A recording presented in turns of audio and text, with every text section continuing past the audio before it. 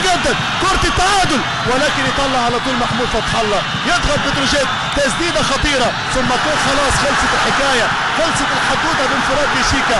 يا سلام لو سجلها تبقى مباراة جميلة. خدها في الكلاب يا عفيفي، ادي شيكابالا، شيكابالا، شيكابالا، شيكابالا يرقصه ويرقصني، يدلعه ويدلعني، يسجل هدف. مصطفى عبده يتمتع مع عادل طعيمة وزيزو. ما اجمل هذه المباراة في الختام، ما اجمل هذا اللقاء في الختام.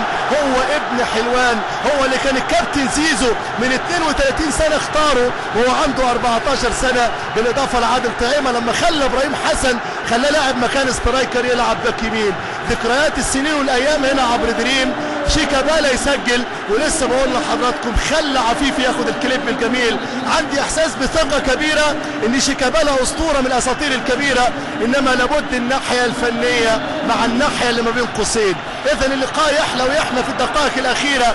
لقاء مرة، بص اتفرج، بص اتفرج، بص عمل ايه، ده قطع النجيلة ورقص وعدى ومعاه اتنين. لعب فردي لو ما لعبش جماعي وضاعت الكورة، انما لما لعب فردي بص بطن القدم، بلياردو نموذج، رجل صدقوني فيليه جميلة جميلة في الثمانية على يسار حارس المرمى او على يمين حارس المرمى، خرج المدافع بعيد ورقص اللي جاي اكيد، ثم بطن القدم اليسرى جميلة جميلة.